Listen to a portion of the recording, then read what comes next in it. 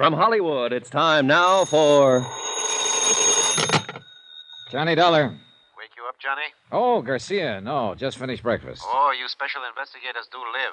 Suppose that insurance company of yours could put me on expense account? Maybe. If you found that $100,000 worth of stolen furs. Just a matter of time, Johnny. Now you're talking like a police lieutenant. How soon can you come down here to headquarters? What's up? Has the watchman talked? Crispin? No, he's still in a coma. But I want to know some more about that kid you mentioned on the phone last night. Eddie Monty. Yeah. Well, I don't know. That was told to me in confidence. Look, Johnny, I'm going to talk to you like a policeman for a minute. A man named Weller was knifed to death last night. You told me yourself his death is probably tied in with that warehouse robbery. Another man is dying at Queen of the Angels. So, confidence or no confidence, I want to know about that kid. All right, Garcia. I'll be there in 20 minutes.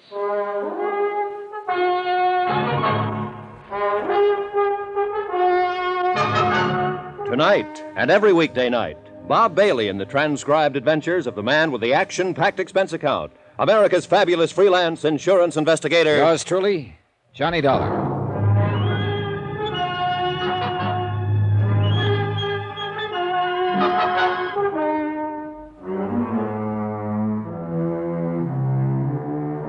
From Special Investigator Johnny Dollar, location Los Angeles, California. To the Home Office Mono Guarantee Insurance Company, Hartford, Connecticut.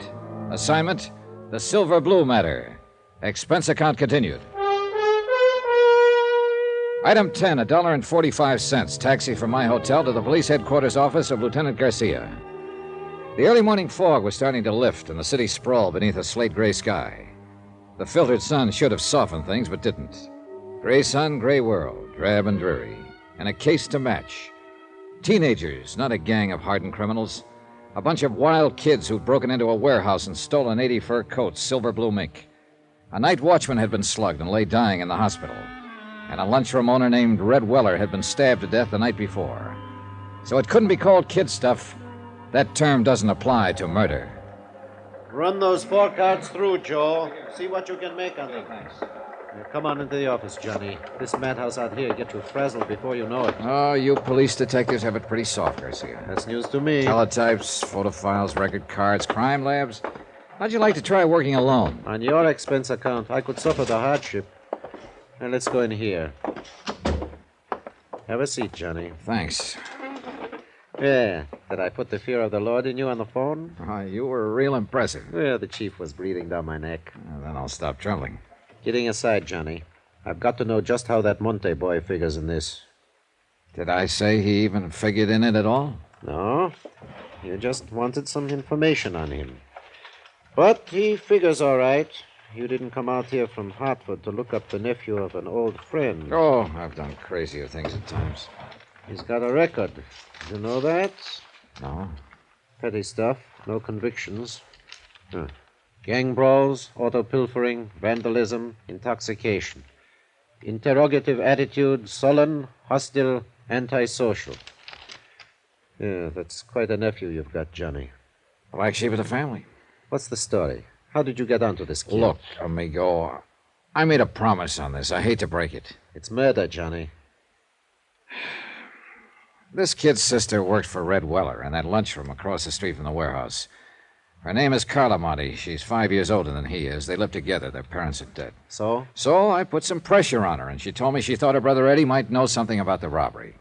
She took me to a pool room to meet him. How was he supposed to have known about it? Hearsay? No. She admitted later that she suspected him of being mixed up in it himself.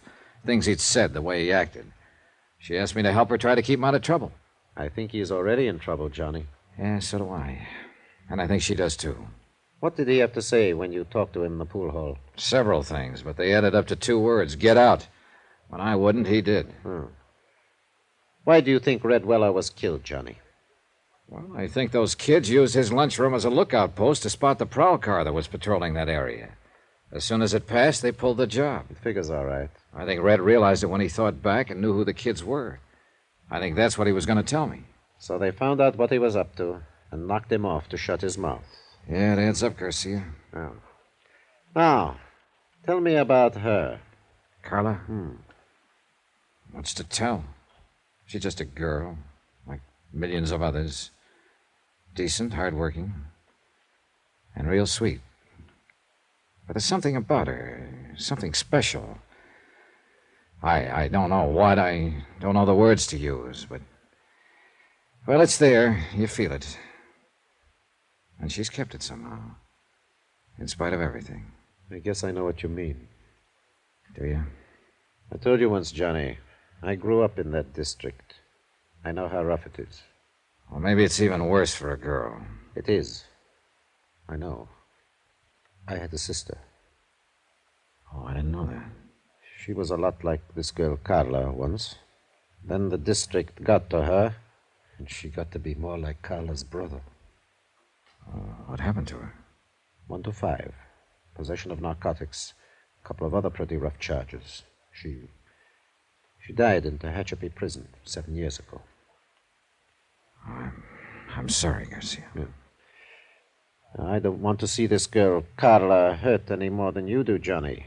Maybe the hurt will break her, make her lose that something special. But I've still got to pick up her brother and bring him in for questioning. Expense account item 11, $1.90. Taxi to the Weller lunchroom to see Carla Monte. Lieutenant Garcia had a police detail checking known fences and borderline dealers specializing in furs. But so far, none of those contacted had been approached by any member of the warehouse gang. Albert Chrisman, the night watchman who had been slugged during the robbery, was still in a coma, unable to talk. So Carla remained my best, in fact, my only lead to the case. The lunchroom was closed. I paid off the taxi, walked 3 blocks to Carla's apartment house, climbed the stairs, and knocked on her door.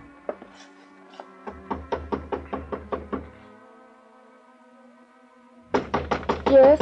Who is it? Johnny Dollar, I'd like to talk to you. Oh, all right. Just a moment.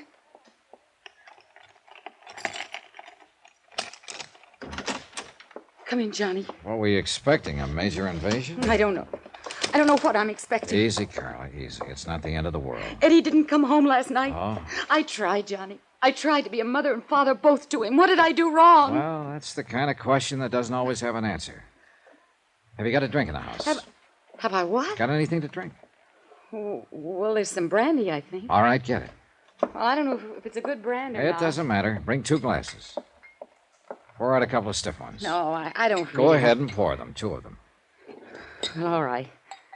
Is this a snapshot of Eddie when he was younger? Yeah. He was in junior high school then. It was taken at summer camp when he won a medal for swimming.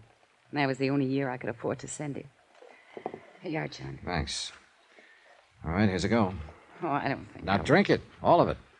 All right. Good. You needed that.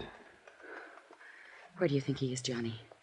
What's happened to him? Carla, you're going to have to face it sooner or later, and I kind of think now is the time. What do you mean? You've been worried sick for fear your brother would get into some kind of trouble.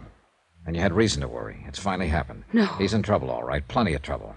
You're not the only one looking for him. Who else is? Who do you mean, Johnny? The police. There's an APB out. They want him for questioning in connection with the robbery and with the murder of Red Weller. Oh, no. Eddie wouldn't kill anyone. Maybe not, but somebody did. Some member of the gang that robbed the warehouse. And it looks very much as if Eddie is a member. Yes.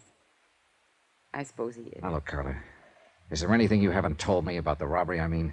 No. I was just suspicious, that's all. Because if there is, let's have it. It's too late to protect him now. The sooner he's taken into custody, the less likelihood of his getting any even deeper. He was out that night. He didn't come home until almost morning. I was worried about it, but I knew it wouldn't do any good to ask him. Do you know who was with him that night? No. Who would be the most likely ones to go along on a deal like that? Any of them. Any of those he's been running around with lately. Any idea where they hang out mostly? Well, just those 2 places I took you to last night. That drive-in and the pool hall. Look, if they did pull that robbery, where do you suppose they take the furs? Well, I don't know. Does Eddie have a car? No, but some of the other boys do. Uh-huh. Carla, would you mind if I look through Eddie's room? No, I don't mind. It doesn't matter. I guess nothing much matters now. It's gone so far that... Wait. It's Eddie. He has his own key. All right, take it easy now. Be careful, Johnny. Sis, you're gonna have... What the devil are you doing here? Looking for you, Eddie. Yeah? What for? I think you know. Eddie, you've got to give yourself up. Shut up! Because I got you to thank for this jam. This insurance dick comes around, romances you up a little, and you sell me right down the river. That's not true. How'd you know you were in a jam, Eddie? I got friends in this neighborhood. They keep me posted. Did the same friends tell you Red Weller was about to make a deal to talk? You're whistling in the dark, Dollar. Maybe. I imagine Garcia will find out, though, when he gets you down to headquarters. Get your hand off that phone. Oh, so you've got a gun. Eddie, don't. Please. Keep out of this. Move back against that wall, Dollar. Put your hands flat against that wall. You keep them there. Give me some clothes, Carla. Come on, make it fast. What are you going to do, Eddie? I said give me some clothes. All right, Eddie. You're wrong, though. You're making a big mistake, Eddie. It's no use running. You'll only... Eddie. What's the matter? Down there in the street. A police car just pulled up. You're lying. Stay where you are, Dollar. I'd kill you, Carla. You're that one that brought him here. Trying to let him trap me. I think I'll pull a bullet in you before I leave. You fire one shot and you won't have a chance. They'll be in here before you can get out of the hallway. You better make up your mind, Eddie. Well, you've still got time. Stay where you are, Dollar. Don't try to come after me. Eddie, please. Give yourself up, Eddie. Stop him, Johnny. I'm afraid it's a little late. Why did you let him go? There was no choice, Carter. He'd have killed you if I'd moved. Well, you'd better give me that list of his friends. The police will want it. Heaven help him. Yeah. That's about all that can help him now.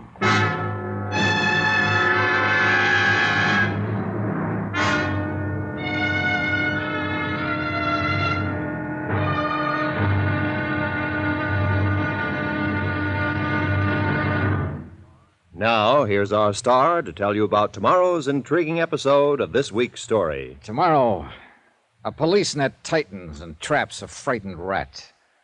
A boy sobs in a jail cell. And an innocent man dies quietly in his sleep. Join us, won't you? Yours truly, Johnny Dollar.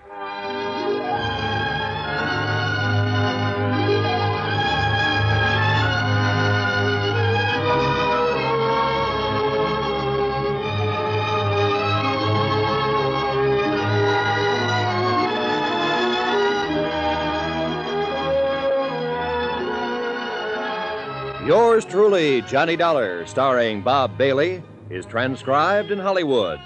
Written by Les Crutchfield, it is produced and directed by Jack Johnstone. Be sure to join us tomorrow night, same time and station, for the next exciting episode of Yours truly, Johnny Dollar. This is Roy Rowan speaking.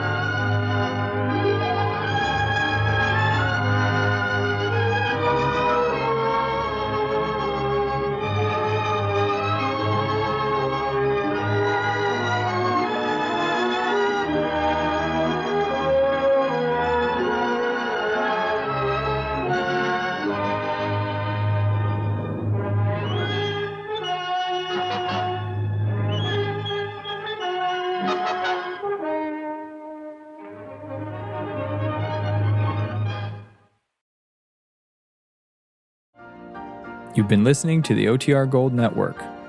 Find more classic radio at otrgold.com.